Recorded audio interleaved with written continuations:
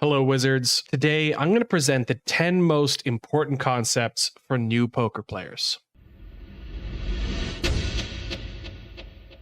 In this video, I've outlined 10 of the most important concepts for newer poker players. This video is designed to help you overcome common leaks, improve the way you study, and change your mindset for the better so that you can achieve long-term success as a poker player. Let's dive right in.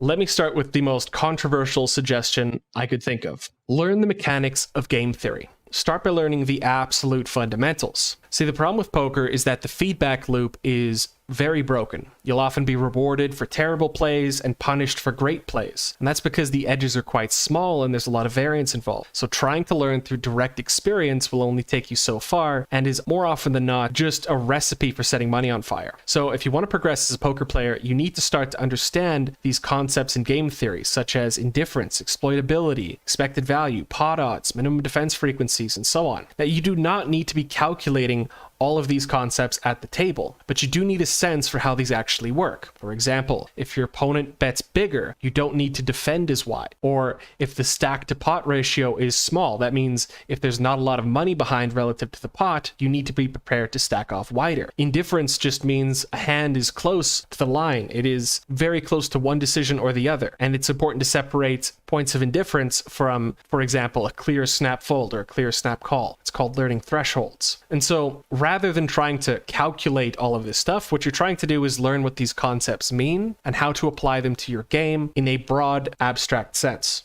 One of the fastest ways to become a reasonably solid poker player is by studying thresholds. A threshold is a line of indifference. That is to say, what is, for example, the strongest hand I fold or the weakest hand I continue. That would be your continuation threshold. Or you can ask, maybe if you're making a bet, what is the weakest hand I can bet for a value? That is to say, when I bet this hand and get called, I'm still ahead. That's a value bet. Understanding where these thresholds are on different boards, different textures, against different, positions in different spots is fundamental to becoming a good poker player. Beginners always massively misevaluate these thresholds, commonly by overvaluing what amount to medium strength hands that feel to them like big hands. So the next time you review a GTO solution, go out of your way to ask these simple questions and find the very basics of your continuation threshold or your value raise threshold or your value bet threshold. This is the quickest, easiest way to become a solid player without having to memorize everything. Okay, here's an example of how you can use GTO Wizard to find thresholds. Let's say you're playing the big blind facing the button on Queen Jack 6. This is a single raise pot using a 50 NL rake structure. Let's say the button bets 75%. We can see that there's a whole lot going on and trying to memorize everything is really hard. So don't do that. Firstly, I recommend you change your view from vertical to horizontal. That's because this is a flush draw board and it's going to be easier to identify flush draws in your range. Secondly, utilize this filters tab. Now I want you to ask yourself a question. What is the strongest hand we fold? Answer that question for made hands and draws. Well, facing a 75% pot size bet, the strongest hand you fold is about Jack 8, Jack 9 without a backdoor flush draw. Similarly, about 6x with no backdoor flush draw, and hands like 9s, 8s, 7s, and 2s through 5s are all folding. These hands have fewer outs than your 6x, despite, 8-8 technically looking stronger than a 6. Similarly, you can ask about your draws. Well, you're never going to be folding an open-ender or a flush draw or a combo draw, but you might fold a gut shot, right? Know where that continuation line is. That's what's important. That's going to sculpt your strategy. And remember, it changes depending on the size of their bet. If they bet 33%, you're going to be continuing much wider, right? Now, you're going to be mostly calling your 7s through 9s, but you start folding your 2s through 5s without a heart. Find where that cutoff point is. Find your continuation line. Now you're calling all of your gut shots except for the very worst ones. Similarly, you can try and find value thresholds. For example, let's say you're playing the button here and you want to know how you should proceed on the turn, on this brick turn. Well, we see a whole bunch of different sizes here. You're a little confused. Use this drop down, group them together, and now we see it mainly just overbets or checks. How's the overbet constructed? Hover over this icon and you can see it's mostly going to be top pair plus for value and mixing in some draws, some ace high, flush draws, combo draws. And in fact, you can press this button that isolates the betting range, and you can use the filters here. Well, we know that about top pair plus is what's going to be value betting, right? You can't be doing this with second pair. You can't overbet with a jack because you're just overplaying your hand. You know that most draws can be put in here at some frequency, and reasonable hands like second pair or weak queen X are not strong enough to overbet. These hands should check back and play a medium strength range. So find your value thresholds, find your continuation thresholds, figure out what hand class is appropriate for what action, use the filters, use the grouping, and try and find the overall shape of the range rather than trying to meticulously memorize each and every frequency. This leads me to point number 3. It's not about your hand, it's about your range. Look, I see this all the time. People will come up and they'll be obsessed with some obscure triple barrel bluff with 10-9 off that they have at 0.001% in their range. That's not important. What actually matters is your overall strategy. When you triple barrel, are you using appropriate value hand classes for how much money you're putting in? Are you roughly using the right amount of value and bluffs overall relative to the bet sizes? For example, if you open 8-6 suited here, the actual frequency that you open this hand is irrelevant. What actually matters is how much you're opening overall. If you open too wide, people can exploit you by 3-betting more. If you open too tight, people can overfold and then your aces don't get paid enough. It's about the overall range construction rather than the minutia of each combination within your range. Tip number 4, winning the pot more often does not equate to maximizing value, okay? This is really common. The human mind tends to remember losses more strongly than wins, and this creates a very natural cognitive bias, tempting people to try and win the pot immediately instead of making the highest EV play. That's going to cause you to overplay medium hands because you're afraid of getting outdrawn. It's going to cause you to overfold in spot where you have big implied odds, spots where, you're going to lose more often than not, but you're missing out on that opportunity to win a massive pot. Let me give you an example. Let's say we roll this dice, 1 through 6. If it rolls 1 through 5, you give me $10. Pretty bad bet, right? 5 out of 6 times you're going to lose. However, let's say when we roll a 6, I give you $100. Now all of a sudden, you're going to be losing often, sure, but your overall expected value is $8.33 per roll. That's awesome. That's a huge chunk of value in your favor, despite the fact that you're losing so often. You're going to win a huge pot once in a while because you're maximizing value instead of looking at how often you're going to win. And the same concept applies all the time in poker. Let's look at an example. So back to this Queen Jack 6 example. Let's say you've bet small on the turn, big blind calls, and its action is on you on the turn. Now, I think a lot of novices will see all the draws on this board. There's going to be 5-4, there's going to be ace 10 and king 10 and 10-9 and a million different heart draws. That's scary. So what do most of them do? Well, they start barreling a bunch of their second and third pair. They start putting a bunch of medium hands into their betting range because they're terrified of getting outdrawn. But the truth is, you're not going to be folding out most of the hands that you want to fold anyway with a bet. And if you bet large enough that you do start to fold out flush draws and straight draws, well, you've now completely overplayed your hand to the point where you won't be ahead by the river. So it's a null strategy. Instead, you need to accept the fact that your second pair is just going to get outdrawn sometimes, and that is the way it is. Similarly, let's say you decide to overbet on the button. Actions on you in the big blind. You have a hand like, for example, 5-4 suited here. Now, 5-4 is way behind all of their value. And in fact, I'm going to switch this drop down to all.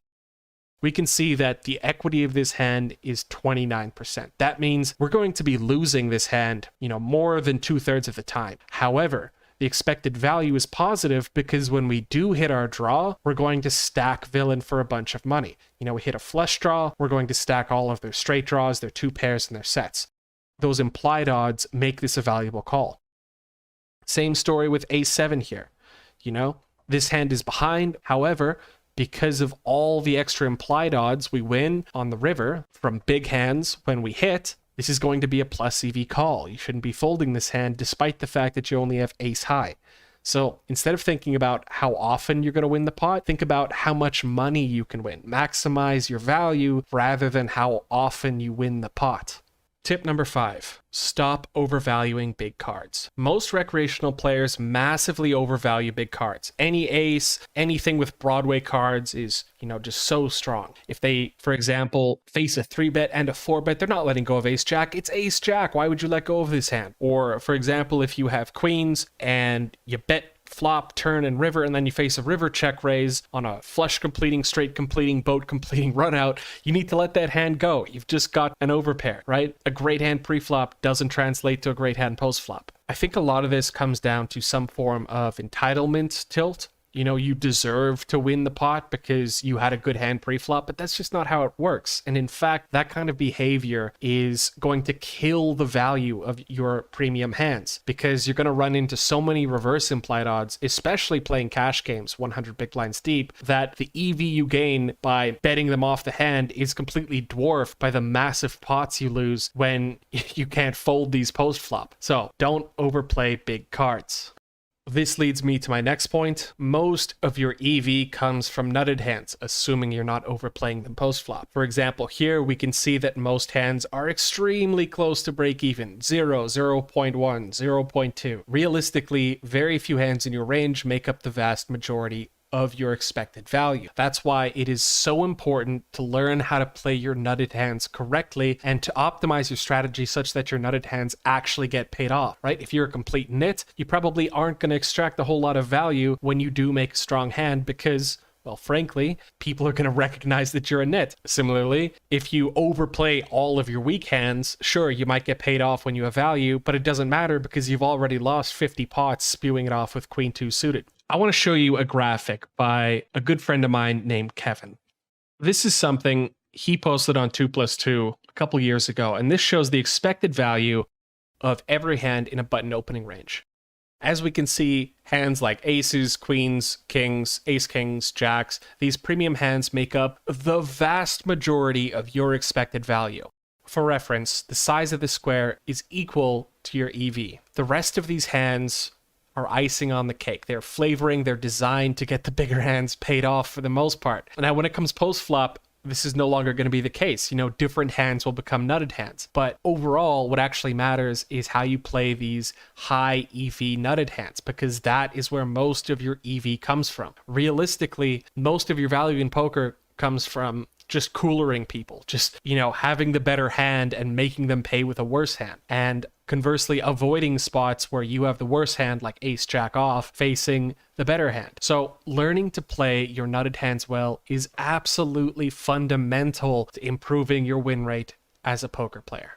Tip number 7, start by mastering your pre-flop strategy. Mastering pre-flop is the quickest and most efficient way to drastically improve your results. That's because every decision starts with pre-flop. If you make this part of your strategy automatic, not only do you set yourself up to play post-flop well, but it's one less thing to think about when you're actually playing poker at the table. So make this part of your game automatic. The best way to do that is to check out GTO Wizard's new practice mode, which lets you practice from pre-flop all the way till river. By practicing this, by making this strategy just something that's automatic to your play, you're going to set yourself up, play well on every street going forward.